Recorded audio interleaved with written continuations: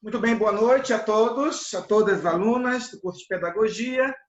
Nós damos continuidade à nossa aula sobre Estado e Políticas Públicas Educacionais. Esse é o nosso terceiro vídeo, no qual nós desenvolvemos a temática sobre a relação entre a Constituição e a educação no Brasil, certo?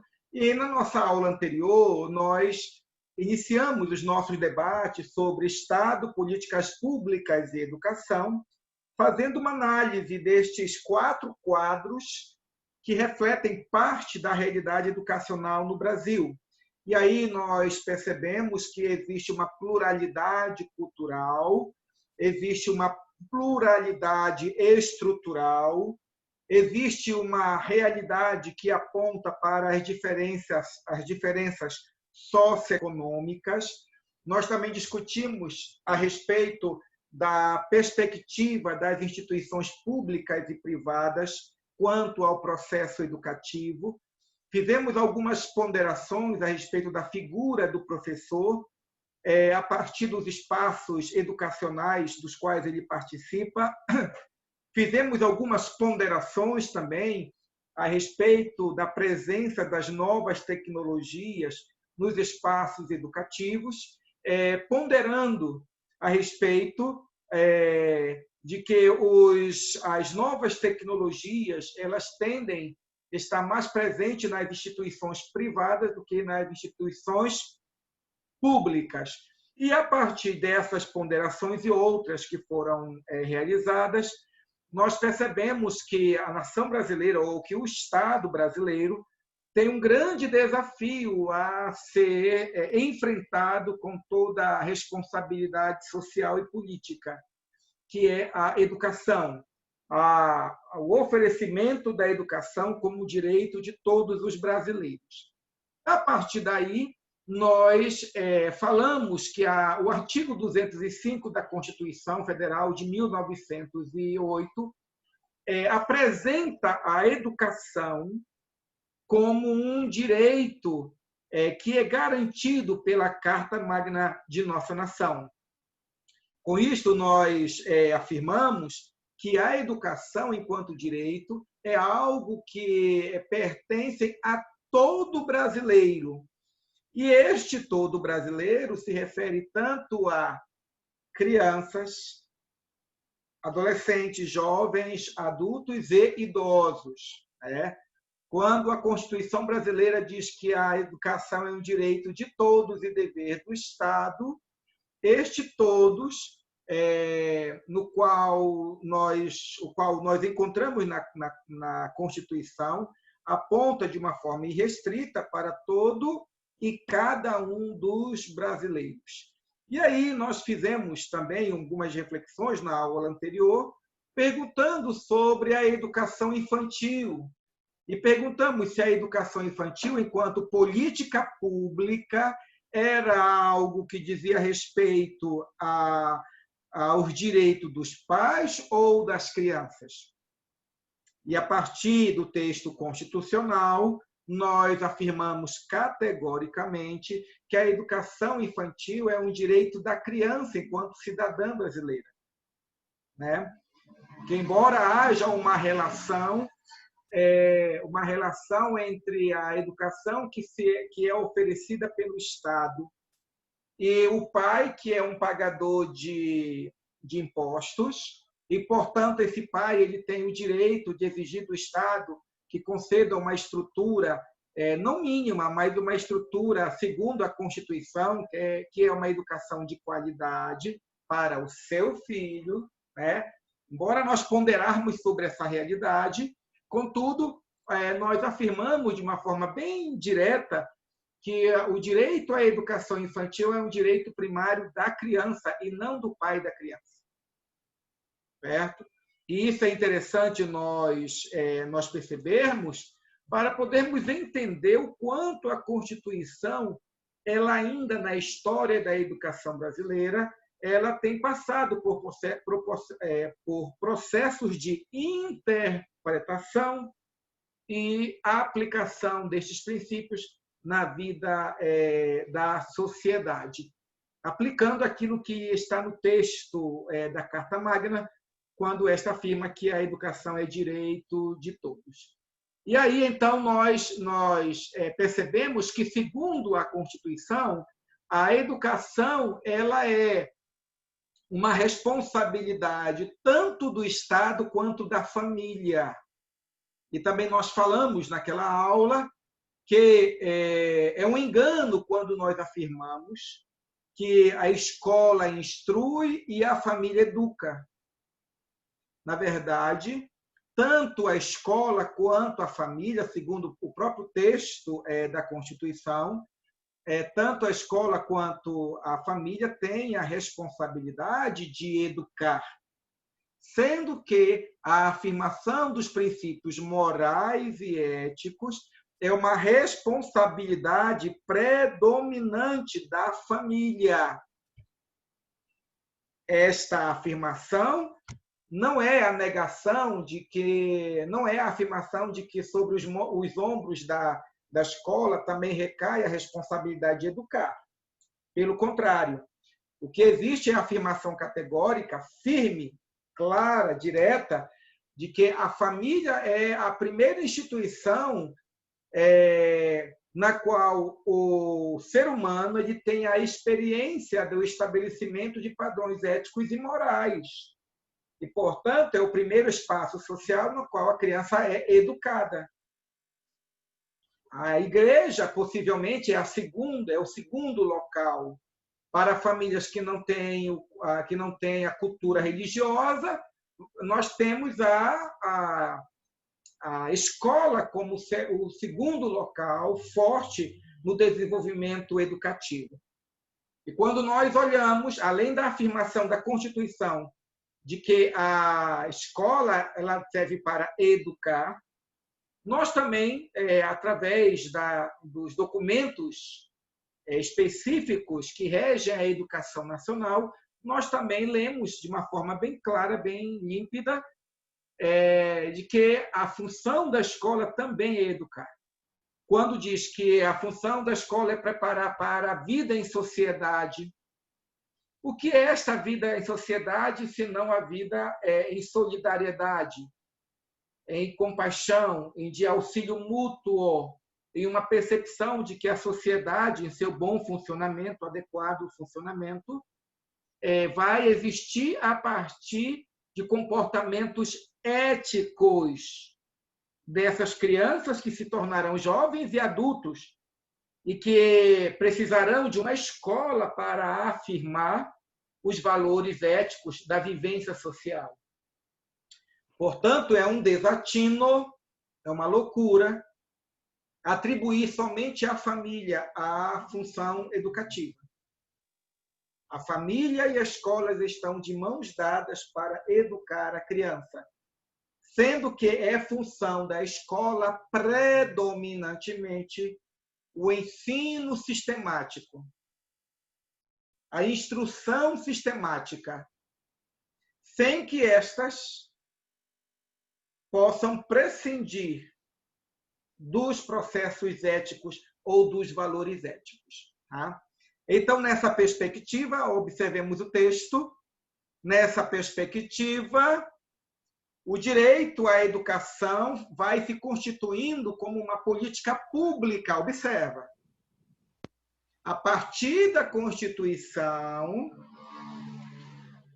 a educação ela se torna uma política pública, que é dever do Estado e da família, devendo ser promovida e incentivada com a colaboração da sociedade, conforme institui o artigo 205 da Constituição Federal. Então, observe que, segundo a nossa Constituição, certo? A educação ela deve ser desenvolvida pelo Estado, a educação formal, ela é responsabilidade do Estado, em comum acordo, em parceria com a família, e não somente em parceria com a família, mas em colaboração com a sociedade civil ou com a comunidade escolar. Isso quer dizer que todo planejamento, veja, política pública, que todo planejamento do Estado com vistas à oferta da educação, a ampliação da oferta da educação, o aperfeiçoamento da educação no Brasil, cada uma dessas atitudes deve vir acompanhada pela colaboração da sociedade. Isto quer dizer que o Estado ele não faz as coisas sozinho. Pelo contrário, a educação de qualidade ela é proporcional à consciência política desta própria sociedade. Quanto mais a sociedade estiver consciente de seus direitos, quanto mais a sociedade ela perceber que existe uma Constituição que lhes garante o direito a uma educação de qualidade, uma educação universal, mais a sociedade estará mobilizada para que o Estado crie políticas públicas educacionais com vistas ao atendimento de grupos específicos da sociedade e que carecem de políticas públicas educacionais para cada uma delas. Vamos perceber, olha só, vamos perceber que há algum tempo atrás, até antes da década de 80, não existiam políticas públicas educacionais para a educação infantil, como nós conhecemos hoje. Eram as instituições particulares que ofereciam esse trabalho educacional para a sociedade. Ou, quanto mais, as instituições religiosas ou as instituições civis. Certo? Na medida em que a sociedade ela percebeu que o Estado tinha a responsabilidade de suprir as demandas educacionais de determinado momento histórico, e na medida que essa sociedade ela se organizou, na medida que essa sociedade ela foi em direção aos seus representantes políticos, que são os vereadores, que são os deputados, os senadores. E na medida em que a sociedade civil fez a pressão para que essas políticas públicas elas fossem criadas, ampliadas e aperfeiçoadas, aí então, nesse movimento histórico, nesse movimento social, a educação no Brasil foi melhorando, foi se desenvolvendo, foi se constituindo, foi se ampliando, foi oferecendo serviços para aquelas pessoas que anteriormente não eram visibilizadas, não eram percebidas, não eram valorizadas. É por isso que nós precisamos ver nesse texto a afirmação que diz que essa educação, que é direito de todos, ela deve ser construída em seus projetos de políticas públicas a partir da colaboração direta da população.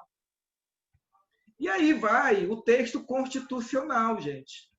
A pergunta que se faz é o que é que a Constituição fala a respeito da educação nacional? Entendamos o seguinte: toda política pública educacional, toda estrutura educacional, todo planejamento, todo projeto educacional desenvolvido pelo governo federal, desenvolvido pelo governo estadual, desenvolvido pelo governo municipal, estão fundamentados na Constituição. Certo? Então, essas políticas públicas, ou esses projetos, ou estes planos, ou essas estruturas, ou estes serviços educacionais que são ofertados pelo Estado, eles estão sendo desenvolvidos, e eles são garantidos especificamente porque eles nada mais são do que uma aplicação prática daquilo que a Constituição exige que o Estado realize. Portanto, quanto mais nós conhecemos a Constituição brasileira e o que ela fala a respeito da educação, mais nós teremos condições para analisar se a qualidade da educação que nós temos recebido durante esses anos, se esta qualidade se ajusta ou não ao parâmetro maior de nossa legislação, que é a Constituição Federal. Por isso, observem aqui. O que nós temos na Constituição Federal, gente? Primeiro princípio, igualdade de condições para o acesso e a permanência na escola. Certo? Portanto, o que a Constituição diz? A Constituição diz que todos os brasileiros eles devem receber igualmente as condições de acesso e as condições de permanência na escola. Vejam, 2 elementos, acesso e permanência. O que significa acesso, gente? O acesso significa que o Estado deve criar políticas públicas, deve criar estruturas, quer sejam elas organizacionais, quer sejam elas legais, a fim de que possa incluir um número maior de pessoas ou de crianças no sistema público educacional. Então, quando nós olhamos, veja, quando nós olhamos hoje a questão da inclusão na escola, e nós olhamos aquilo que era feito de inclusão na escola na década de 80 ou na década de 90, eu pergunto, a oferta de uma educação inclusiva que nós temos hoje é igual à educação inclusiva da década de 90?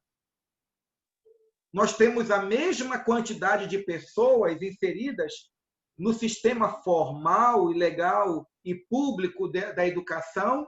Ou hoje nós temos um número maior de pessoas presentes no sistema formal da educação?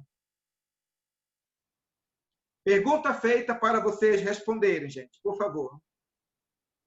Como é que nós estamos quanto à educação, comparado com as décadas anteriores?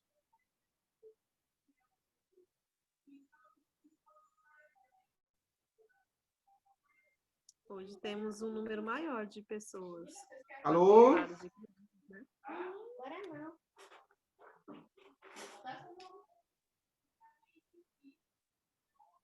Gente, eu fiz uma pergunta. Temos um número maior. Hoje tem um número maior de pessoas. Quem está falando? Quem foi que falou? A Margarida. Margarida? Dona Margarida, você poderia falar um pouco mais alto, que eu praticamente não estou lhe ouvindo, minha querida.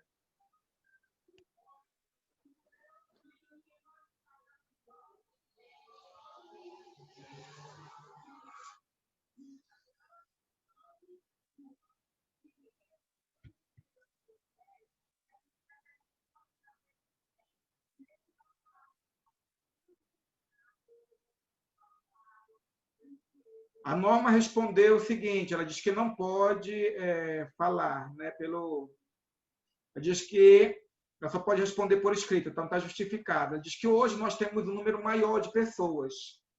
Aí eu pergunto para vocês, por que nós temos hoje um número maior de pessoas sendo atendidas na educação especial? Ora, nós temos um número maior de pessoas sendo atendidas na educação especial, gente, porque as políticas públicas educacionais, né, que anteriormente não existiam na década de 80, certo?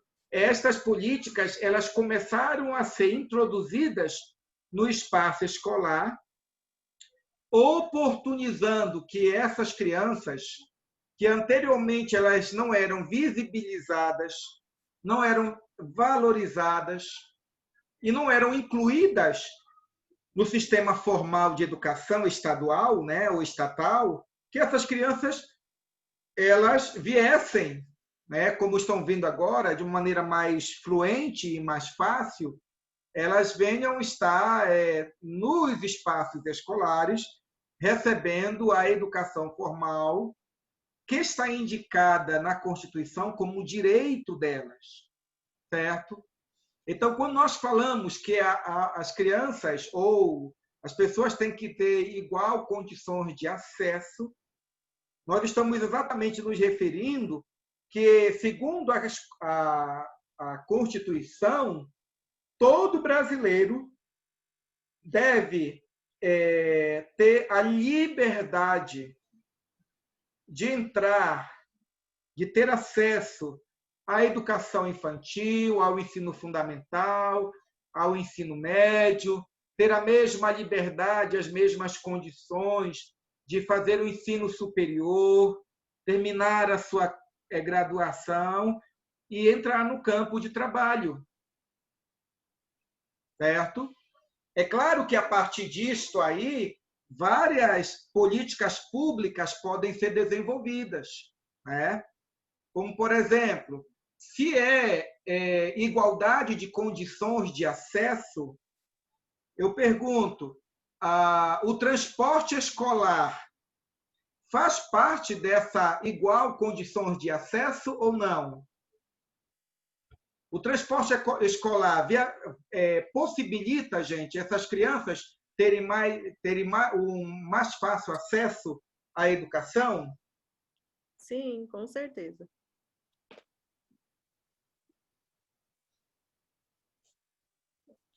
Sim, com certeza também. Também concordo com a Alô? Simone. O senhor não está... O senhor está nos ouvindo?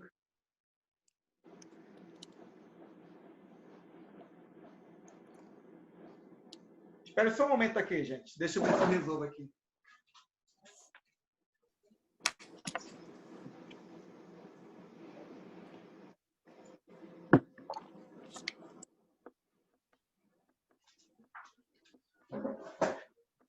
Muito bem. Você pode falar? Eu desliguei desliguei um equipamento ali. Poderiam falar agora, por favor, para ver se eu ouço melhor? O senhor está ouvindo agora? Agora. É que a minha caixa estava no Bluetooth e lá estava mais baixo. Então, aqui diz igualdade de condições para acesso à escola. Quando nós falamos de acesso à escola, o transporte escolar faz parte ou não, gente? Sim, com certeza. Com certeza.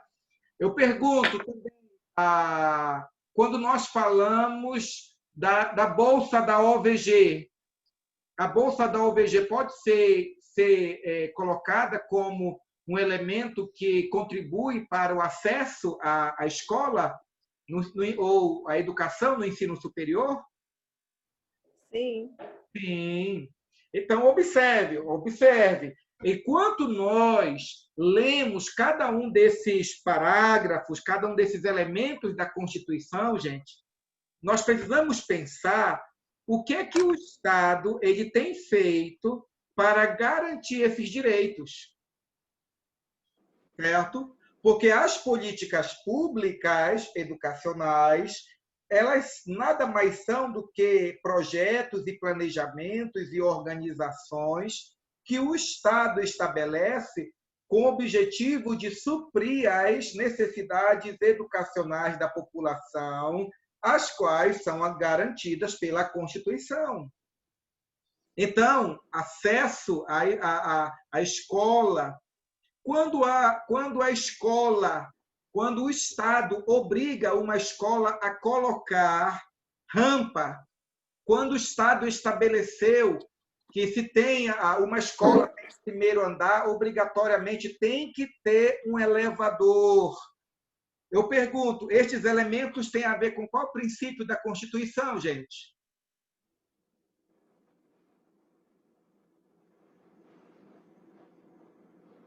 Alô? Isto tem a ver com acesso e permanência ou não, gente? Tem sim a ver com acesso. Por quê? Responda-me. Porque é mais acessível para pessoas com deficiência, né? E elas podem Escola, permanecer. né? Como é que uma cadeirante vai entrar fisicamente na escola, em uma escola que só tem escada? Não tem como, né? É impossível. E isso Ele tem a ver permanece. com permanência também? Sim, Sim, tem a ver com permanência. Então, essa é uma frase, é uma coisa simples. Mas quando você olha para a legislação brasileira, você vai perceber que determinadas leis, que determinadas regras que foram estabelecidas nas instituições públicas, elas são um desdobramento, percebam, são um desdobramento, né, prático destes elementos que estão aqui na Constituição, certo? Então, quando nós vamos lá na nossa faculdade, o que está no piso da faculdade? O que nós temos no piso de nossa faculdade? Que tem a ver com essa questão do acesso e da permanência do aluno na instituição escolar. aquelas faixas para deficiente visual. Exatamente. Parece coisa. Tem rampas isoladas. Parece que não tem nada a ver, mas tem, gente. Certo? Eu pergunto, a faculdade, ou uma faculdade, ou uma instituição pública pode livremente dizer, olha, gente, nós estamos gastando muito dinheiro em colocando esses adesivos, nós não precisamos disso porque nós não temos nenhum aluno cego. Pode fazer isso? Não. Não, pode não. de forma nenhuma, gente. Uma faculdade, ela fecha se ela fizer isso. Vocês estão me ouvindo? Ela fecha. Sim. Eu conheço uma escola privada no centro da cidade de Goiânia, que ela fechou. Era uma boa escola de renome. Mas por que ela fechou? Porque ela tinha dois ou três andares e na estrutura física dela não tinha condições de construir um elevador. Os bombeiros foram lá e disseram, tem que ter o elevador, além da rampa, pelo fluxo de alunos, de pessoas. O que ocorreu com a escola? Fechou. A escola fechou. Certo? Então, quando a Constituição diz igualdade de condições, acesso ao acesso e à permanência da escola, é isso. Certo? Eu pergunto para vocês, os tradutores de Libras não se enquadram nesses dois elementos ou não, gente? Sim. Se enquadram também, gente. Intérpretes. Os intérpretes, né? Eles se encaixam perfeitamente, certo?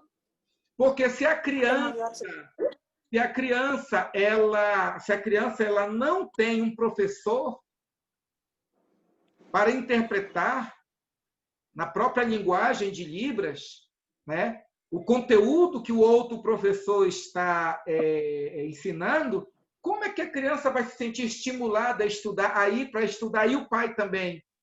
Então, isso é um obstáculo ao acesso à escola. Certo? E, por exemplo, a criança entra, a criança tem o intérprete de Libras. Aí o Estado diz, o município diz, não temos mais condições de pagar. A criança fica, mas não vamos pagar mais o intérprete. Eu pergunto, a permanência dessa criança na escola, fica ou não prejudicada? A criança Fica vai, assim. a criança vai permanecer? Não. Por isso, existe uma política pública, tanto no aspecto social quanto no aspecto educacional, que garante a essas crianças o direito de um intérprete. Quanto mais consciente é o cidadão de seus direitos, mais ele vai atrás. Vocês conhecem alguém que teve que ir atrás dos seus direitos para poder o filho estudar? Ou seja, tem essa experiência pessoal ou que ouviu, que conhece alguém que foi atrás desses direitos? Eu Sim, conheço, professor. sim. Conta para nós a história aí, sem contar o nome da pessoa aí, só para nós vermos o procedimento, o processo, minha querida. Pode falar? Tem uma vizinha minha aqui, que ela é deficiente visual. Aí ela foi para uma escola que não tinha professor adequado, né, a ela.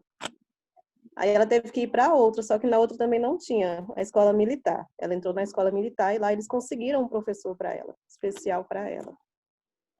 É. E ela não tinha máquinas de escrever, eles conseguiram para ela. Várias coisas lá. Aí lá a escola militar, ela é bem acessível. Essa que ela estudou, ela é bem acessível. Isso. E a respeito disso, gente, nós aprofundaremos na nossa próxima aula, tá bom?